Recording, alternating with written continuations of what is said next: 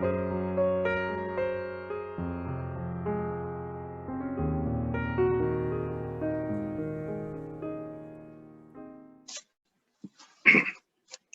in the name of our Lord and our Savior, Jesus Christ. I hope that everybody is hearing my voice. Lord has given me an opportunity to share from the Word of God, and with all humbleness and trusting upon His grace to be upon me, I take this opportunity to share from the Word of God. For today's consideration, Divagar, any disturbance is there, you can tell me, okay? Okay. For today's consideration, the theme of this message to be a good soldier of Jesus Christ. So everywhere we read in the Bible, we can see battle that is going on all through the Bible, all through the scriptures we can understand. And various portions where we read, from Exodus onwards, we can see, from Genesis onwards is there. Few verses I have taken. We can read over here, the Lord shall fight for you and he shall hold your peace. Exodus, and it comes to Deuteronomy, Lord your God goes before you. He shall fight for you. You shall not fear them, for the Lord your God, he shall fight for you. And 1 Samuel 17 verse 47. And all this assembly shall know that the Lord saves not with sword or spear, for the battle is the Lord's, and he will give you into your hands. 2 Chronicles chapter 20 verse 15. Be not afraid or dismayed by the reason of this great multitude, for the battle is not yours, but God's. These are different contexts in which Lord was encouraging them that it is not the battle that his people should do, but it is mine battle. It is my battle. The Lord is going to fight for us. And these are the various contexts. Maybe Israel was brought out of the bondage, the first context, and David was fighting with Goliath, putting down Goliath, and it is written in the fourth point. And last, that is where we are going to meditate upon. Be not afraid, nor dismayed by reason of this great multitude, for the battle is not yours, but God's. When Lord takes the battle for us, then what is the responsibility that we want to do? That we'll be meditating today. So, for our consideration, let us turn to 2 Chronicles chapter 20. 2 Chronicles chapter 20. There's a long chapter, and this long chapter, you will not read it fully, but I will just tell in a nutshell. It was happening that against Jehoshaphat, there were a great multitude that was coming up to battle against him. It is written in chapter 2 Chronicles chapter 20, verse 1. Children of Moab and children of Ammon, and with the others besides Ammonites, came against Jehoshaphat to battle. I hope everybody has taken that portion, 2 Chronicles chapter 20, verse 1. And when Jehoshaphat heard that, when a great multitude is coming against him, verse 3 we read, Jehoshaphat feared and set his face to seek the Lord and proclaim a fast throughout all Judah. Let us meditate what has happened over here and let us put in context of our lives. As being a Christian, likewise, what has happened over here, we are always in a battlefield. Unexpected battles can come to our life at any moments of our life. Dear brothers and sisters, are we going through any battle in our life? Or do we just think that everything is okay? Everything is okay, fine with me? Are we just mediocre in all our things? If we are just going like that, we have lose the battle. And here we can see a battle where Jehoshaphat was unexpectedly, it was coming over, over his kingdom. And what was the response of Jehoshaphat? The first response of Jehoshaphat was he feared. He feared, but he did not continue in fear. But what did he do? He set his face to seek the Lord and proclaim a fast throughout all Judah. Usually, what we think is that when a kingdom or a kingdom will be attacked by an enemy, what the king will usually do is that usual response of the king would be to get ready for the battle with whatever armory they have, whatever weapons they have. They will go and fight against the enemy, asking maybe the help of the neighboring, whatever neighboring countries they are. But he didn't do that. Jehoshaphat didn't do that. But he was seeking his Lord is God. He set his face to seek the Lord. The first step being a Christian is that Lord has brought us into his kingdom. Lord has brought each one of us into his eternal and heavenly kingdom, and we are not of this world. And we have given a heavenly citizenship, and when we have entered that heavenly citizenship, likewise we read over here, through wisdom is a house built, and by understanding it is established, and by knowledge shall a chamber be filled with all precious and pleasant riches. When we are brought into the kingdom of God, Lord has built a spiritual house within us, inside us. And by understanding of the word of God, and by the wisdom of word of God, by the power of the Holy Spirit, the knowledge, wisdom, its chambers, the heart of a man, a Christian, is filled with precious and pleasant riches. Lord has put precious and pleasant riches within our heart by the Holy Spirit. But we are called to be now wise man and woman. Yes, it is written that a man of knowledge increases strength. But how come a man of knowledge can increase strength? The fourth point, for the wise counsel you shall wage your war.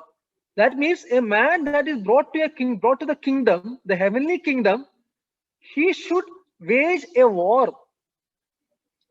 But it is written that by wise counsel, Proverbs chapter 24, verse 3 to 6, only by wise counsel he can wage that war. And in a multitude of counselors, there is safety. Dear brothers and sisters, the first point which we want to meditate is that in our Christian life, we are in a battlefield. And we know who is our enemy. And the first step which we want to do is to prepare for the battle. Prepare for the battle. Everybody is having their own area of weakness. We are strengthless at our particular situations of our life. We are desperate and depressed. We go down to pits of discouragement. And let us understand that this is a spiritual battle. In the life of Christian, whatever is going to encounter, it is not a simple thing, but it is a spiritual battle.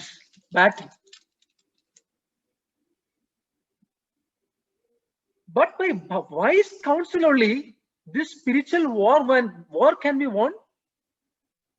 With multitude of counselors only, there is safety. If we go our own way, we cannot wage the war. We cannot have the victory. And with the multitude of counselors, there is safety. We have been given fellow brethren, we have been given mature fellow brethren before taking decisions, before in front of our battles, in presence of our great battles in our life. God has given right counsel in the word of God. God has given right counsel from the fellow brethren so that we can move ahead. Preparation of battle. How Jehoshaphat, we'll come back to the context, how Jehoshaphat was preparing for the battle. The first thing he did was he was seeking the Lord. He was seeking the Lord. Are we seeking the Lord in all areas of our life?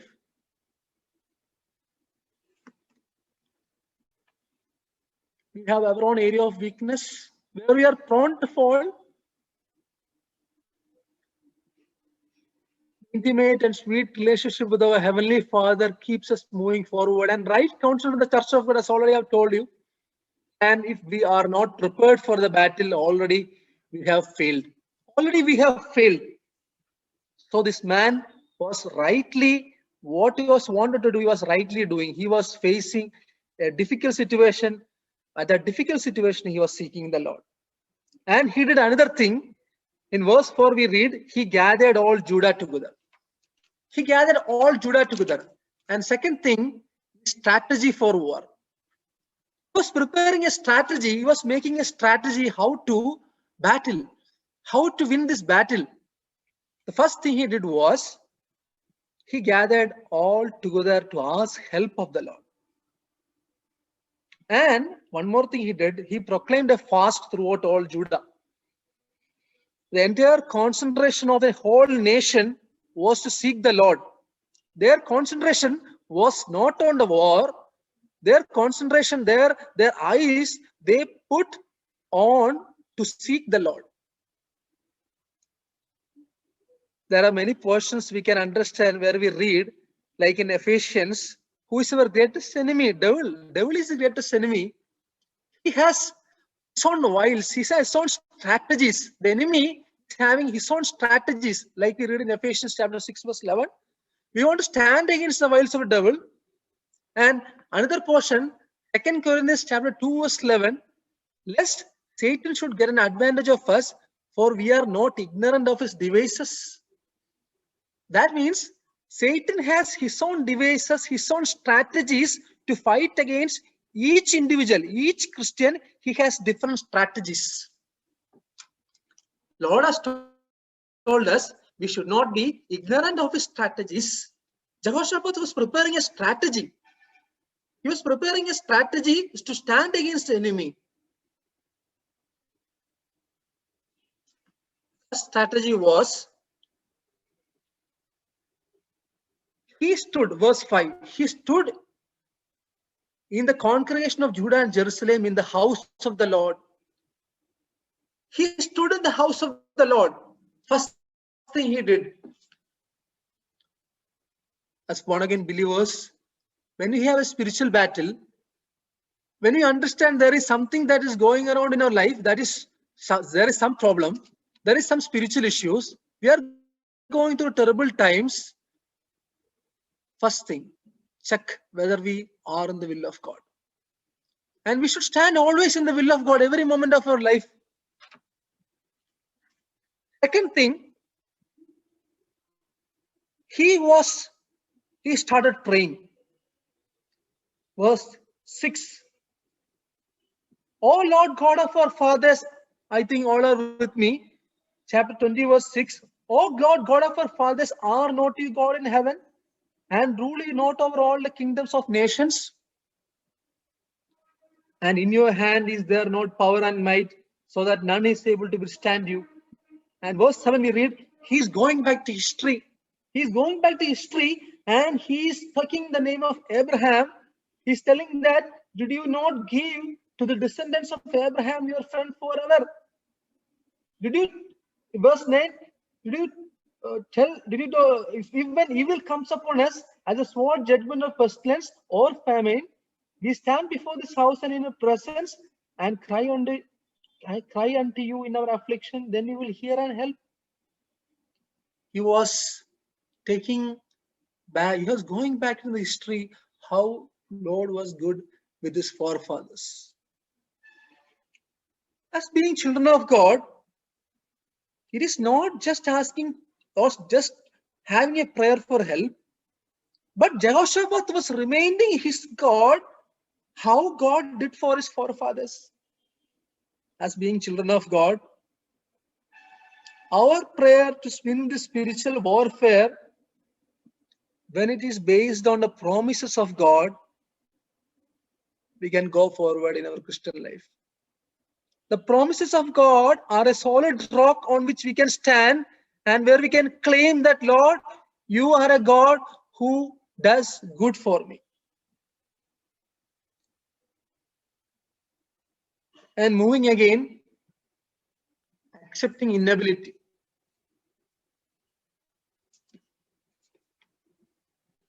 20 verse 12. 20 verse 12, we read like this. Can anyone of you read for me? First 20 verse 12, first 2 Chronicles 20 verse 12. O our God, will you not judge them? For we have no power against this great multitude that is coming against us, nor do we know what to do, but our eyes are upon you. Accepting inability. This man, this king, was proclaiming to the whole, before the whole kingdom, "Oh, our God, will you not judge them? For we have no might against this great company that comes against us, neither know we what to do, but our eyes are upon you." Dear brothers and sisters, this king put down his pride. He put down everything in front of whole kingdom, and he was accepting his inability. And he told that, "Oh Lord, my eyes and our eyes are upon you." Victory begins, the third point, victory begins when we accept our inability. One of the biggest barriers as a Christian, as I encountered maybe through my Christian life, when we have our spiritual growth, one of the biggest enemy that comes in our life is pride. Pride is the biggest barrier that doesn't allow a man to accept he, whatever it is, and he'll be in a point that he cannot move forward. And how can we know that pride has ended our life? Pride ended me.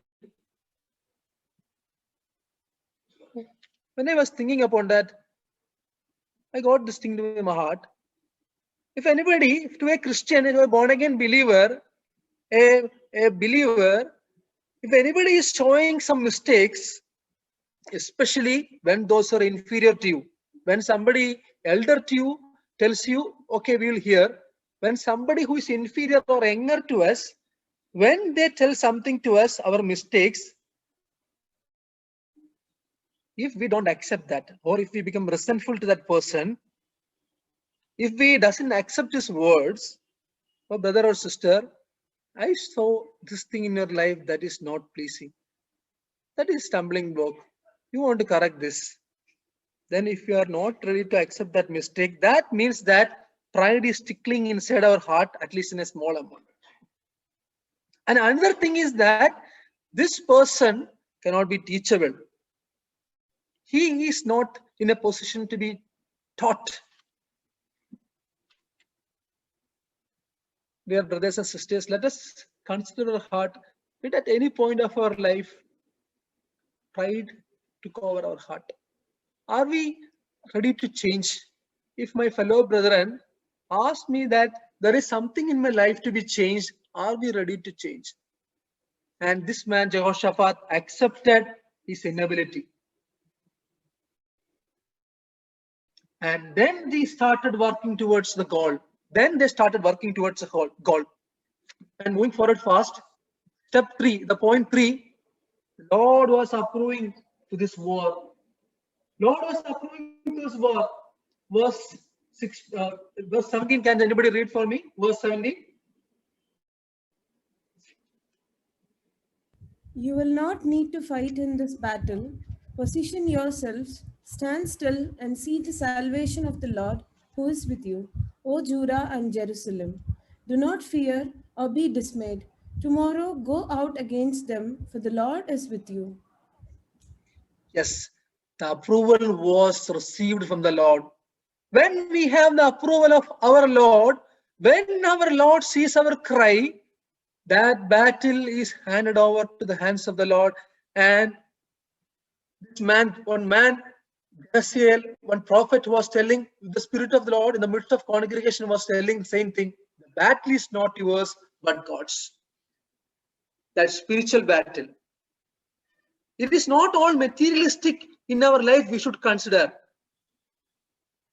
Our battle is not in a materialistic world.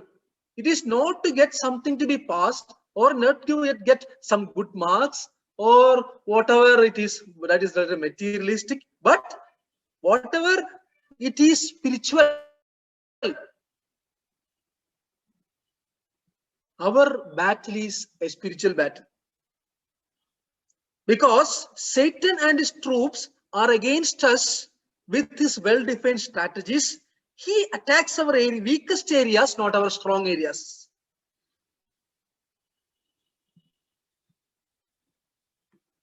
The approval for war came when the desperate dependence of that whole kingdom happened. A desperate dependence of a child of God on his father opens the way out of the victory, and the Lord will take over our battle. And if we surrender to him. And then come, because of lack of time, just going forward fast.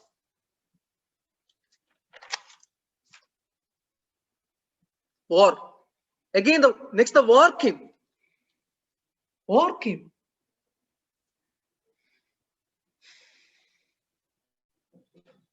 Verse 20. And there was early in the morning, and went forth in the wilderness of Tekoa. As they went forth, Jehoshaphat stood and said, Hear me, O Judah, you inhabitants of Jerusalem. Believe in the Lord your God, you shall be established. Believe his prophets, so shall you prosper. We're going for war. He was thinking like, when everything, well, if Lord told us that everything is okay, we are in a position that we will sleep. But we are not called to be mere look, just watch. But Lord has asked us to go early, like what they did, go early in the morning. Lord told that it is not your battle, it is my battle. You, verse 17, you just need to stand still and see the salvation of the Lord. Then it means that they should stand still, right? They should not go for war. They can just stand over there. But what they did, no, they rose early in the morning. They was preparing for the battle. A Christian's greatest comfort is that Lord is with him in his battle. That is the greatest confidence. We are called not to be mere spectators, but we want to attack our enemy with the strategies. And we cannot do this by our own strength. Then what is the solution that has been told in the Word of God? The Word of God says that we want to be a soldier of Jesus Christ, not a soldier of Jesus Christ. We want to be a good soldier of Jesus Christ. 2 Timothy, we read 2 Timothy chapter 2, verse 3 and 4. We want to be a good soldier of Jesus Christ. Dear my fellow brother, when difficult times came, I was imagining myself to be a soldier. Sometimes that confidence was coming to me. I was thinking that the spiritual battle that I'm going through, that is circling around me, inside that I am a soldier.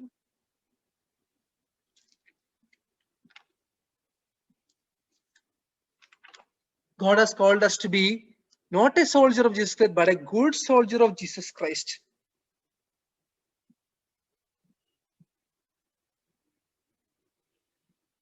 But a good soldier of Jesus Christ should have certain conditions to be followed before going for the war.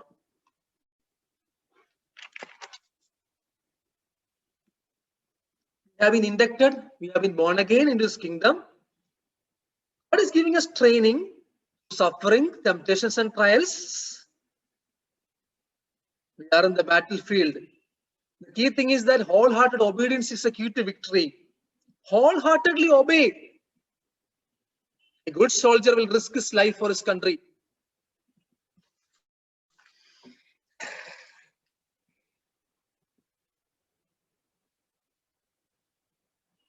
For the spiritual battle, a preparation phase is there. No soldier is allowed to enter into the battle without training. In the training field and in the battlefield, a soldier must obey the whole command of the captain. Who is our commander? Who is our captain?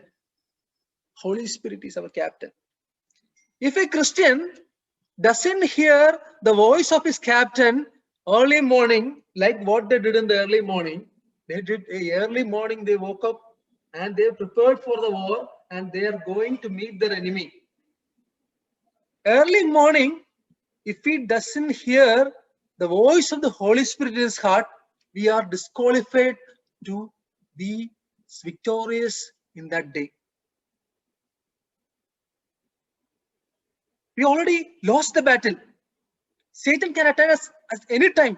He can put us down.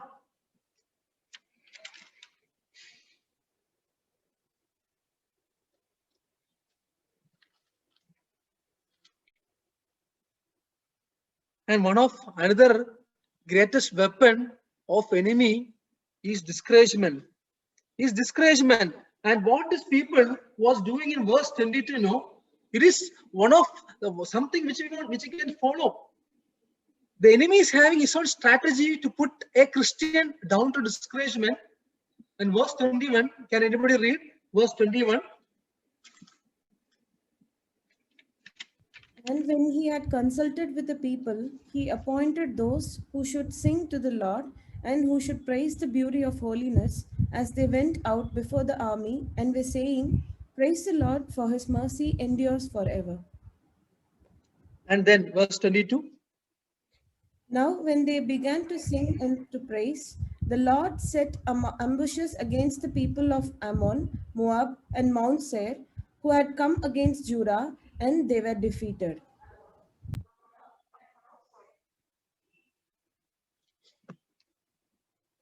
And they were defeated.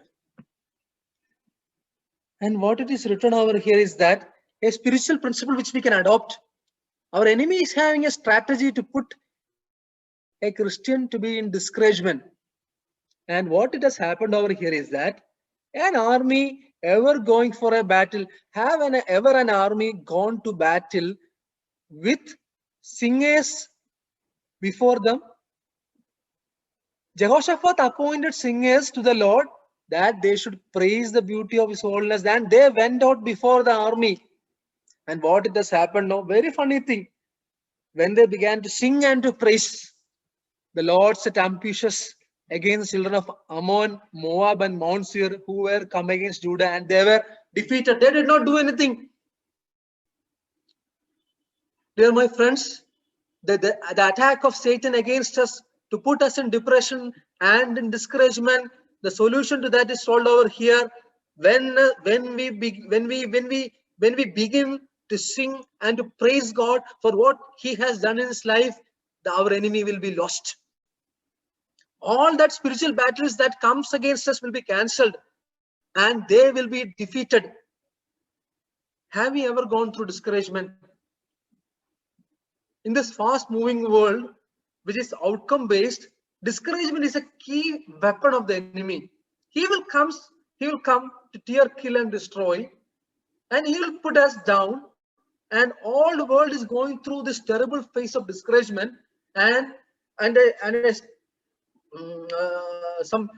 I just searched over the internet, I could find that according to WHO, India is having the highest suicide rate in Southeast Asian region, and 8 lakh people commit suicide every year in the world, according to WHO. So we are called to be soldiers, and we are in the battlefield. If we are in the battlefield, we want to understand where, what is, and when the strategy of the enemy will come against me.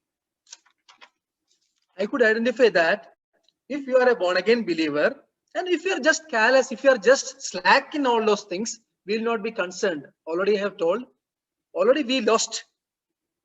Never we need to go for a battle.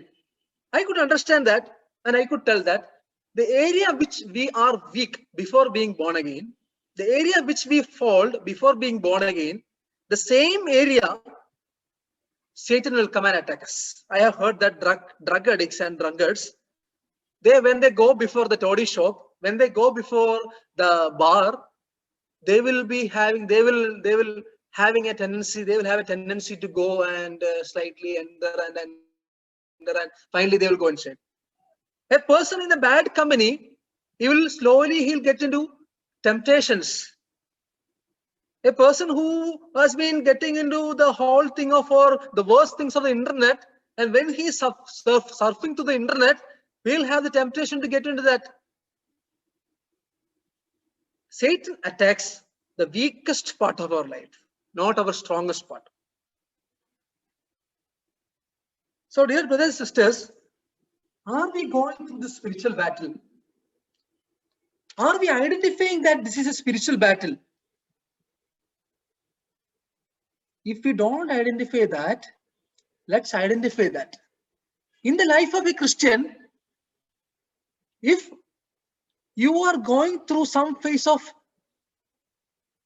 area, for example, if there is something that is going on inside ourselves, if we are taking decisions by our own, if we are going through some unforgiveness, we are inside that spiritual battle. We are already yielded to our enemy.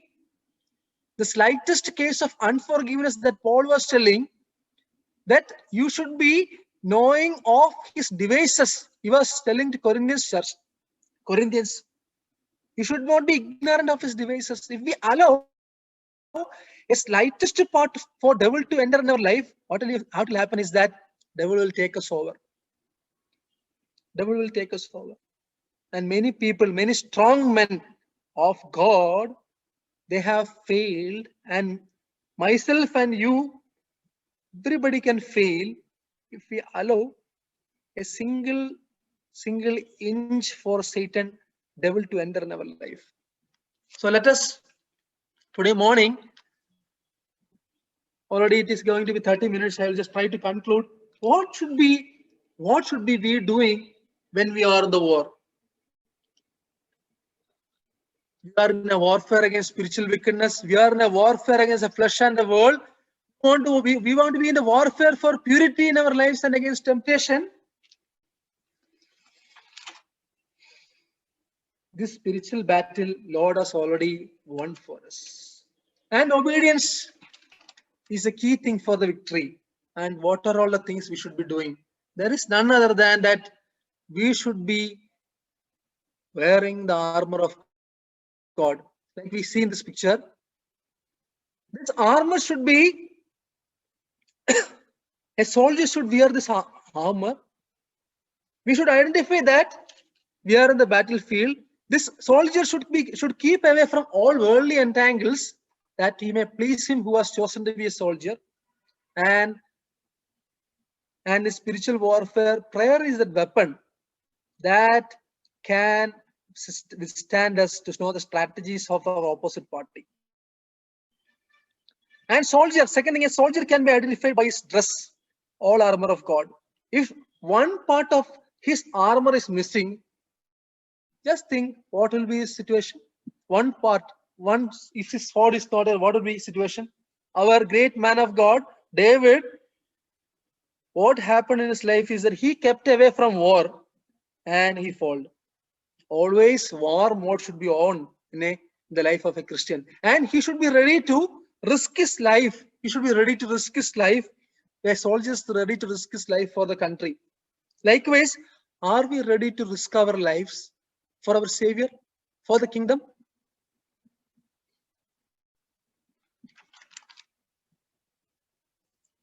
And Paul says in 2 Timothy chapter 4 verse 6, he was a warrior. Paul was a warrior. All through the scriptures we read, he told that, I therefore run not with uncertainty, so fight I, not as one that beats the air. He was an excellent example of a warrior. He told that, I therefore run not with uncertainty. I know who is my enemy. Then I fight, not as one that beats the air. He told to Timothy, be a good soldier of Jesus Christ. And at the end, when the sword of Nero was going to be put on his head, he told that, 2 Timothy chapter 4 verse 6, I have fought a good fight. I have finished my course. I have kept the faith. Likewise, dear brothers and sisters, let us identify that we are in a spiritual battle. We may be going through difficult situations in our life. We may be going through times when we are not able to take decisions of our own. But we want to check, are we living in real obedience? Likewise, what I have started, do we have right counselors in our life? Do we have the right thing from the word of God? And let us understand that we are not fighting for victory, but we are fighting for the victory. A Christian soldier, I could tell that he will be most effective in his knees. He is most effective in his knees, on his knees.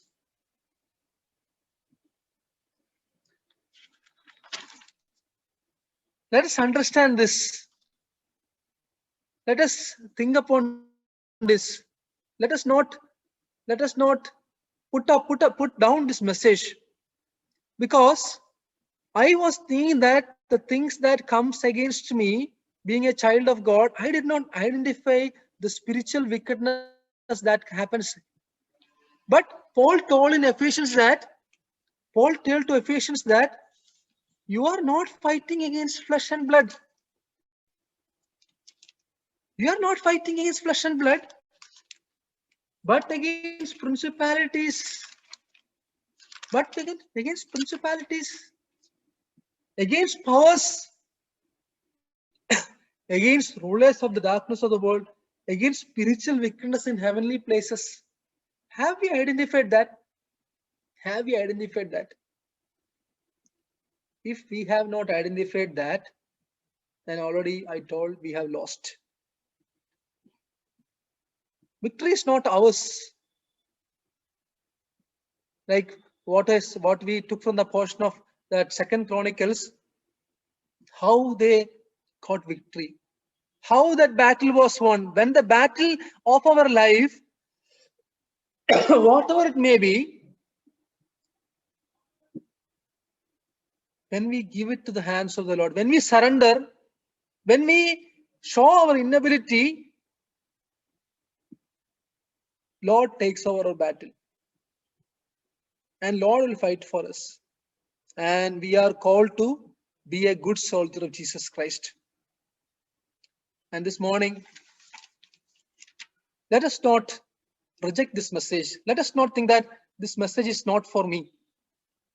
I take this to my heart. I think that this message is for me. I am called to be a good soldier of Jesus Christ. I could identify that there are many lost souls in this whole world. We are called for that. We are not called for a materialistic world. There are many souls in this world. Every moment they are going into hell. Should we not in the warfare? Paul told in Romans chapter 15 verse 31 that you strive with me in prayer. You strive with me in prayer. Brothers and sisters, are we striving in prayer for the lost souls? Are we striving in prayer? Are we praying for others around us? Are we interceding for others? This is a warfare. Are we striving for keeping purity in our lives? We fail. If we are striving not in prayer, we fail. We cannot sustain against flesh and blood. We want to be in warfare against them. And we cannot win this warfare without the spiritual armor. I'm not going into detail of that. Maybe when we are learning about Ephesians, we will be coming into detail of that. Like this soldier is having the whole armor. Let us come down to the cross of Calvary. Myself and all of us, let us come down to the cross of Calvary, where that victory was won for us. The blood of Jesus Christ was our victory. Whatever may be the things in our life, whether be small or great, Lord has an answer for that. Let us identify that and let us go down on our knees. Let the name of the Lord be glorified. With my small understanding, whatever I have shared, with the grace of God, I pray that Lord will touch each one of our hearts, and it will be edified. I pray that it will take us into a different spiritual realm to be a good soldier for Jesus Christ. Will the name of the Lord be glorified. Amen.